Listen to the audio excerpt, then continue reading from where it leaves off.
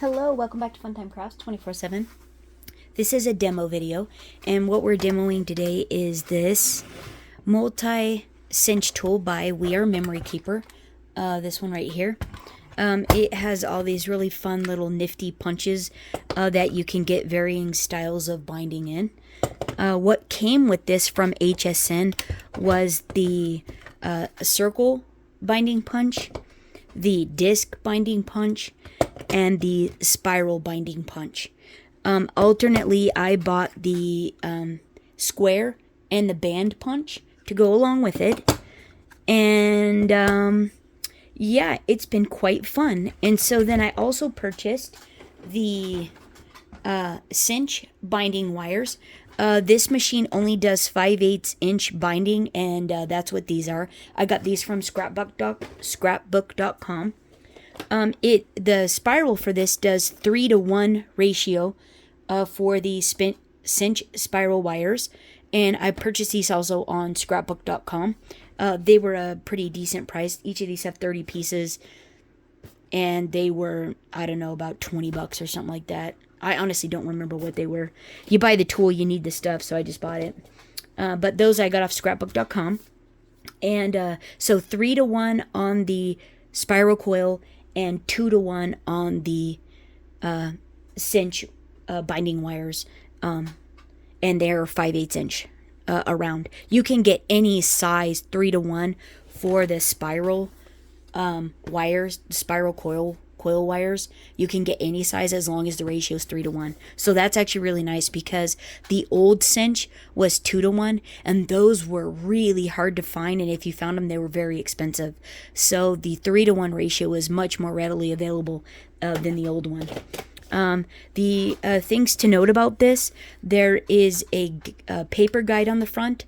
There's also an alignment guide on the front, and then there's an alignment pin.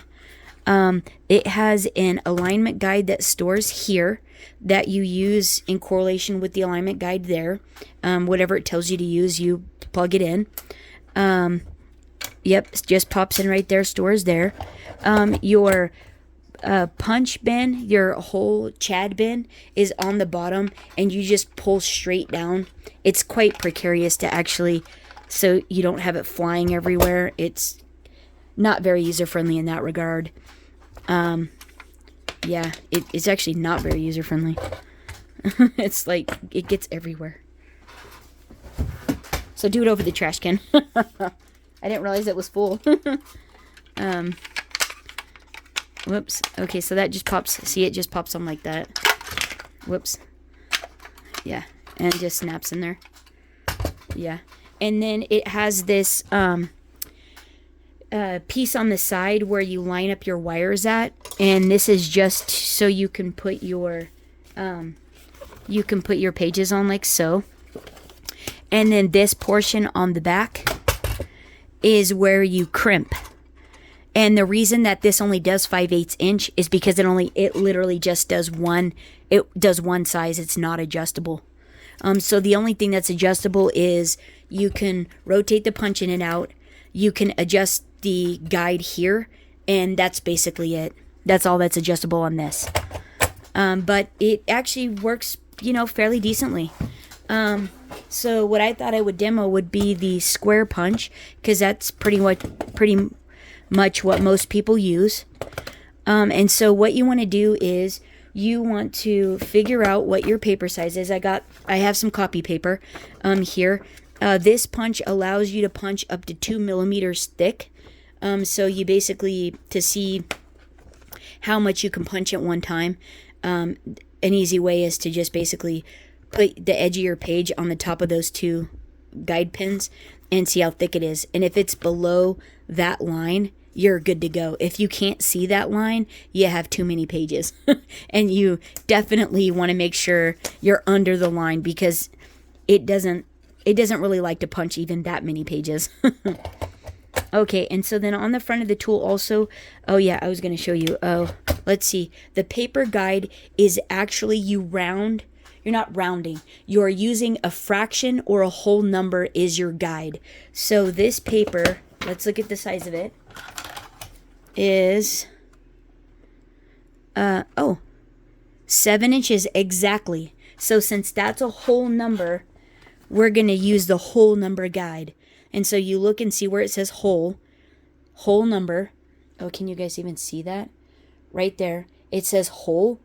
That's the guide you're going to use, which is E. So on E, you can have a whole number, or your fraction can be 1/2 inch. On A, your fractions can be 1/4, 1/8, 5/8, or 3/4. Your paper size can be A4, A5, or A7.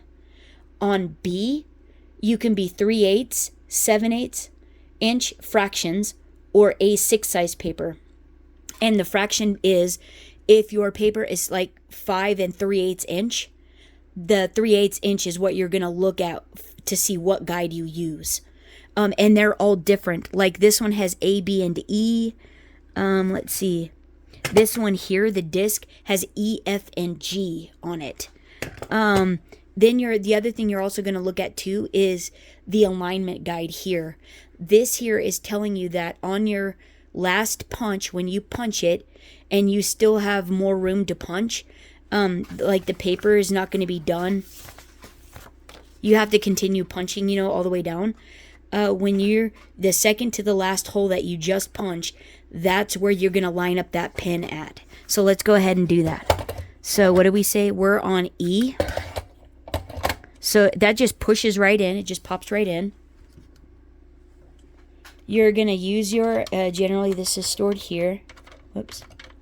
Like that. You're going to pull it out, and you're going to put the back pin into the corresponding letter, which that's E, and it's going to go straight, and it's going to fall into a hole up here. Then you're going to line up the side that you want to punch on this guide here. So the side you want to punch goes towards the holes, and then you're going to line up the other edge of your paper, the opposite edge of your paper, on this alignment guide here. And you're just going to make sure to press all the sheets all the way to the back of the punch, that they're all even, and then you're going to press down. Now this one does, you want to make sure your finger's out of the way. So you just press, and then it punched them. Now you're done with this alignment guide. You're going to put it back in its little home. You're going to count back 1, 2, because that's what this says, 1, 2. And you're going to go to that second hole. And you're going to line up this pin in that hole. And so let's see. You want to make sure it's in there too. Like see the pin is down in that hole. You can't pull the paper out. And that's what you want. And then you're going to make sure that all your papers are pushed to the back edge of the punch, so they punch evenly. And press. Pop that pin up. Shift it down. Oh. I think it can actually still go one more, so let's see if it'll go. And it looks like it's going to pass muster there. So lining it up with the pinhole. Nope. If you can move the papers, you're not in alignment, obviously. So I can't do that. I'm going to press back to make sure all my pages are lined up on the back of the punch, and then press. Pop that up to release, and boom. Look how nice that is. That's pretty nifty, isn't it? And so then to add a spiral to that, all you're going to do is you're going to come over here. You're going to take the wide portion of this wire binding here. You're going to pop it on each of these notches. And then you're going to take your group of papers and you're going to slide it on the coordinating wires. You can then take your wire cutters and you can cut off where the wire ends. So like this one doesn't go to a hole, so you're going to cut it back there in the middle. And then we're going to compress them together and crump them together to make it hold the papers. So you're going to come to the back here. And traditionally too, when you use these, I should tell you, they tell you to put the back, to flip the back cover onto the front. So like you would basically, like this is your, so those are your wires, right? So this is your front cover. They would tell you to take the back one and flip it to the front like that. And that way, when you were done crimping this together, you would then take this and flip it to the back to hide this seam. I don't like how the pages fold when this is in the middle or there's a page behind it. It doesn't seem like they move very smooth to me, so I don't do that. I do mine the way they are now. Just FYI. So then on the back of this wire, this is actually straight. And so you want this to be straight in the binder or in the crimping portion. The other thing you want to make sure, so like you want it straight right here, like straight up and down. The other thing you want to be aware of is if you have like this, like these barely fit, you don't want that because these will crimp a little cattywampus and they won't work very nice. So you want to shift it over to where a full wire is being compressed all the way under this here. This tool has little guides that these wires catch on, and it holds them to be compressed into a circular form. Back here also there's a little bar there, and these back here catch on that bar, and that's what holds it so that this can compress it. This lever can come down and compress it into a circle. It holds that back edge and allows it to go into a circular form. And that's what you're doing as well, is you're holding it for it to be able to catch on that and make your bind. So let's give it a whirl. This is easy too in that you also see, so this one won't fit, and these are all in there. Nice, a good portion of them is. So you're going to make sure it's straight, and then you're going to compress, and you're going to go just go all the way down. And that's what it looks like. Then you're going to move down. And you're going to do the next set. Now these are all in there. Hold it straight. Press down. And that's what it looks like. And now if you want it to be a little bit more, you might be able to get a bit more of a crimp if you do it again.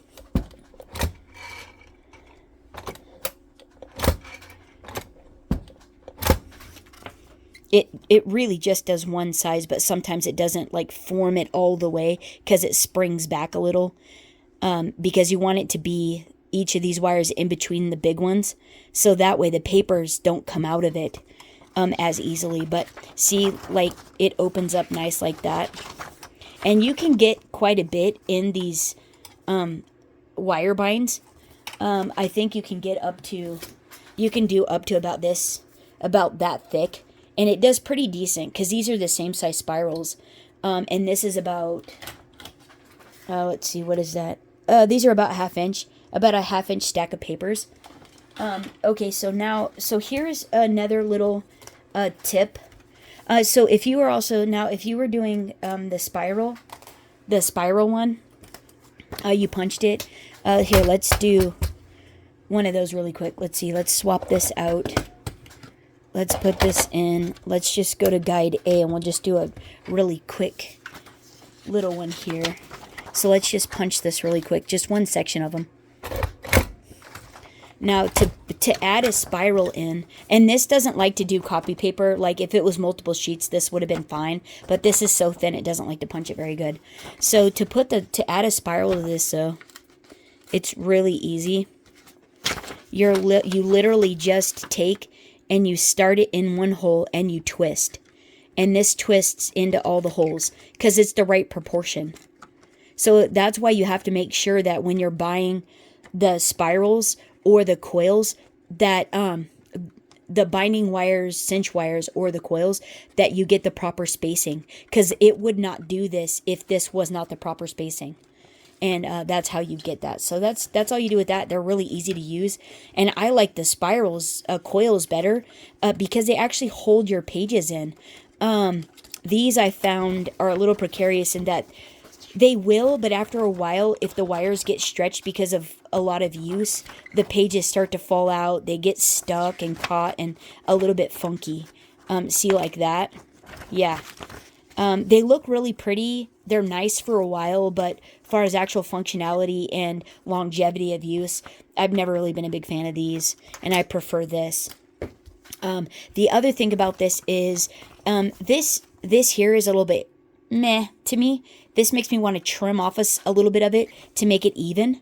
And so what I did was I actually made a cheat guide. I made a book that I punched on each of these punches. I punched all the guides to see where all the spacing was, all the spacing guides. So I made this book. It is 9 by 11, and spiral bound it with this machine. So that, like, right, that looks really sinking nice. This is some Anna Griffin cardstock. Made a couple of tabs to tell me where I'm at and what I'm using. So this is a square one. So if I wanted to redo this one, I would come to my square guide. These strips are each 11 inches long, and the reason I did that was because this, for me, is the longest I'm ever going to use is 11 inches. I primarily, if I do anything really big, it's a manual, which is standard page size, which is 8.5 by 11. So I wanted to see what a standard page was going to look like when it was punched on all the different guides. So then this, and these are all punched out of chipboard, and I did it staggered this way so you could have a quick reference for each of the different guide positions. So this one is 3 inches, 4 inches, 5 inches. There's an inch different. So 3, 4, 5, 6, 7, 8, and 9 is your last one. That's why it's 9 inches wide. The reason I started at 3 was because when you're trying to line up and see what is going to look the nicest, you don't want it down by the spine and you're like all trying to do it on the spine and it's a little precarious. This 3 inches seemed like it was a good number to be able to line it up. And so how you use this is exactly how you use the guide. So this is the edge of the guide. So like that would be this alignment guide here is the edge of your paper. And so if this was lined up with this on A, that's what it would look like when this is punched. And so how I would use this then for the square is I would go, okay, what spacing is the nicest? If I don't like this, what would look better? Is there anything that would look better? So this here, I would line it up like this. That's gonna be all the way at the edge. That's not gonna be very cool. This one's going to punch off, but in actuality, it's okay.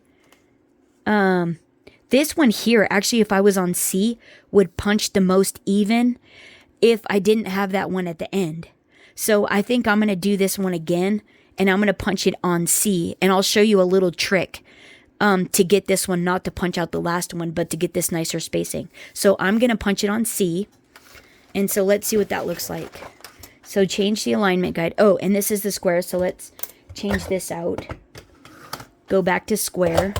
Now we're only going to use the alignment guide here for shifting the paper over, not this.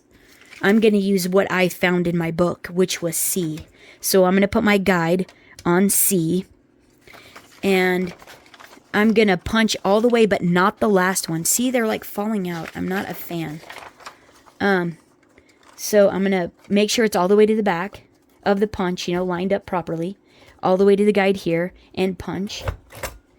Take this out. Going to follow my alignment guide pen there. And go. So I'm going to go to the second one. Make sure it's on the second one. Oh, is that? No, not yet. So then.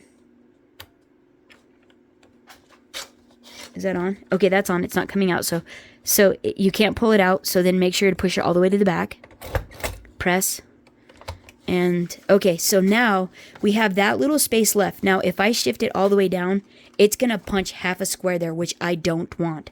So what I'm going to do is I'm going to then take this last section here and line it up, making sure that the right side of my paper always stays to the right side of the last of the holes, and line this alignment pin up with whatever hole makes me stay to the right of the last hole. So I think I can get away with it right here. Nope. Come on. Is that in? Hey, what's going on, man? Oh, I ripped it. That's a bummer. Okay, well, I'm going to drop it in. Okay, that doesn't shift. And now I'm still to the right, but I don't have enough to punch another square. So I'm going to go ahead and press, punch it. So pop it up, and then there we go. And now I have a better spacing there to there than I did originally on this one here. See, from there to there. See, that's really big and that's smaller. This one here, actually, I have better spacing there and there. And that actually worked out really stinking nice. So, yeah, I really like that. Little cheap. Little hack, to make better spacing. So, just take your punch if you want to do the same thing. Make yourself a guide for all the different ones. I did the circle and I did the spiral. Primarily, I just did these three, so that way, because that's primarily what I'm going to use the most. And then the spiral actually allows me to, I could clamp all these pages together, take the spiral out, and if I wanted to do a template for the disc, I could add that back in and it would work really, really nice. So just a little cheater hack there for you. This here was a tab punch that I used. Is it We Are Memory Keeper? I don't think it's We Are Memory Keeper. I think I just got it. Oh, it is We Are Memory Keeper. I used their tab punch. It says tab. Worked great. Punched one for the front and the back. This is some Park Lane paper, scrapbook paper that I used, Anna Griffin, and then this is just all varying. This is Cricut chipboard actually, Cricut chipboards, and then cut all the different sizes. So I had quick reference. So just a little hack there for you. A little demo of this product here. So I like the product with a little bit of tweaking. It works pretty good. It worked better than the actual commercial one I bought that the alignment guide didn't even match up, so you didn't even know where you were punching. So this one's way ahead of that. And it's actually pretty user-friendly, so there you go there. Let me know down in the comments if you have one, what you think of it. If you have any tips and tricks on how to use it. If I'm not using it properly and there's a better way, I would love to know that too. Hope you guys are having a terrific week. Thanks so much for hanging out. And until next time, happy crafting, everyone. Bye-bye.